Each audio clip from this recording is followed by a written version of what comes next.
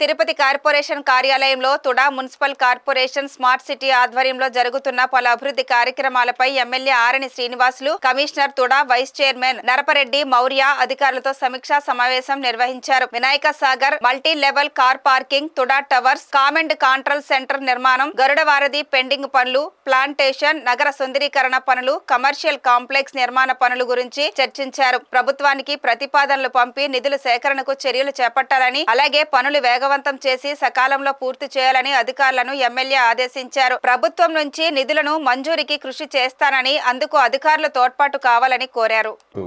తుడా అధికారులు, municipal commissioner గారు, municipal అధికారులు కూడా అందరూ కూడా స్మార్ట్ సిటీ పైన, తుడా పైన రివ్యూ చేయడం జరిగింది. స్మార్ట్ సిటీలో కొన్ని పనులు జరుగుతున్నాయి, దానికి ఇంకా కొన్ని జరగాల్సిన అవసరాలు ఉన్నాయి. అవన్నిటికి కూడా ఎంత తొందరగా వీలైతే అంత తొందరగా పనులు చేసేదానికి గౌరవ ముఖ్యమంత్రి గారి దృష్టికి తీసుకెళ్ళి ఫండ్స్ని కూడా తెప్పించి పూర్తి చేసేదానికి ఎమ్మెల్యేగా మా వంతు కృషి చేస్తామనేసి కూడా అధికారులకు సూచించాం. అదేవిధంగా కమిషనర్ గారికి అధికారుల గురించి కూడా రిప్రజెంటేషన్ ఎంత అవసరం ఉంది, స్మార్ట్ సిటీకి నిధులు ఎంత వచ్చింది, ఎంత రావాలి, అవన్నిటిని కూడా ఒక లెటర్ కూడా గౌరవ ముఖ్యమంత్రి గారికి రిప్రజెంటేట్ చేయమనేసి కూడా చెప్పడం జరిగింది. ఇద్దరు కూడా ఇటు కలెక్టర్ గారు, కమిషనర్ గారు, ఎమ్మెల్యేగా నా బాధ్యత కూడా నేను కూడా తీసుకొని ఫండ్స్ తెచ్చి స్మార్ట్ సిటీలో ఉన్న వర్కులు, బ్యాలెన్స్ వర్కులు పూర్తి చేయడానికి త్వరితగతిన మున్సిపల్ మినిస్టర్ గారి సహకారంతో చేస్తామనేసి కూడా ఈ సందర్భంగా తెలియజేసి చెప్పడం జరిగింది. కొన్ని పనులు ఇన్కంప్లీట్లో ఉంది, వినాయక సాగర్ అటువంటివన్నిటిని కూడా త్వరితగతిన పూర్తి చేయాలనేసి కూడా చెప్పడం జరిగింది. మళ్ళీ రెండోది తుడా అధికారులతో కూడా సమీక్ష జరిగింది. ప్రధానంగా చెట్టిపల్లి విలేజ్ కార్పొరేషన్ పరిధిలో మెర్జ్ అవ్వడం చాలా సంతోషంగా ఉంది. అక్కడ కొంత ప్రభుత్వ భూమి ఎక్కువ ఉన్నాయి కాబట్టి అక్కడ దాన్ని డెవలప్ చేసి మున్సిపల్ కార్పొరేషన్ పరిధిలో ఉంది కాబట్టి తుడాకి హ్యాండ్ ఓవర్ చేస్తున్నారు. తుడా హ్యాండ్ ఓవర్ చేసి తుడా పరిధిలో దాన్ని డెవలప్ చేసి మరలా మున్సిపాలిటీకి వస్తుంది. అక్కడ ఐటీ పార్కులు గౌరవ మన యువ నాయకుడు లోకేష్ గారి ఆధ్వర్యంలో ఐటీని కూడా తీసుకురావడం జరుగుతుందనేసి కూడా తెలియజేస్తున్నాం.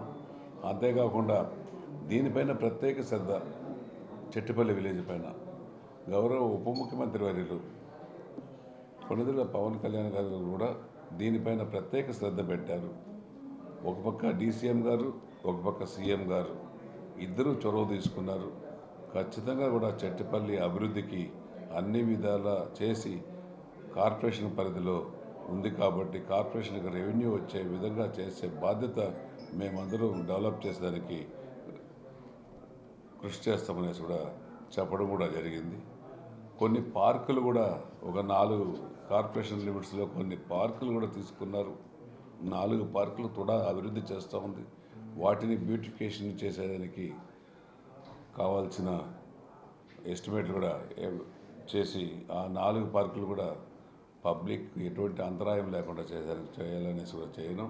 ఇంకోటి రెండోది తిరుపతి నగరము ఒక ఆధ్యాత్మిక నగరం, ఒక ప్రశాంతమైన నిలయం కాబట్టి రోజు 70 లక్షల మంది, 60,000 మంది, 70,000 మంది, దాదాపు 1,00,000 మంది ప్రతిరోజు తిరుపతి నుంచి తిరుమలకి వెళ్ళి భగవంతుడిని ఏడుకొండల వెంకటేశ్వరుని దర్శించుకొని మళ్ళీ తిరుపతికి వచ్చి వాళ్ళ ప్లేసులకు వెళ్ళడం జరుగుతుంది.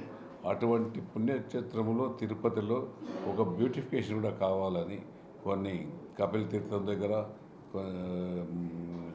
మన ఎంట్రన్స్ దగ్గర, 4 కాళ్ళ మండపాల దగ్గర ఇవన్నిటిని కూడా బ్యూటిఫికేషన్ చేయాలనేసి కూడా మేము railway station, RTC bus stand, కొన్ని కూడలిలో టౌన్ క్లబ్ కాడ ఇవన్నిటిని కూడా బ్యూటిఫికేషన్ చేయాలనేసి అవన్నిటి కూడా తుడానే చేయాలనేసి కూడా చెప్పడం కూడా జరిగింది. వాటినన్నిటి కూడా నోట్ చేసుకున్నారు. అన్నిటి కూడా చేస్తామనేసి చేసి ఒక పక్క కూడా ఒక పక్క స్మార్ట్ సిటీని రెండింటిపైన రివ్యూ చేసి జరగడం కూడా జరిగింది. గారు ఉప మేయర్ ముద్రనారాయణ గారు, కమిషనర్ గారు, అధికారులు అందరూ కూడా పాల్గొన్నాము. అందరూ కూడా దీనిపైన ఒక అవగాహన రావడం జరిగింది. దీన్ని వెంటనే నెక్స్ట్ 3 నెలలు 6 నెలల్లో ప్రణాళికాబద్ధంగా చేస్తామనేసి కూడా తెలియజేస్తున్నాం.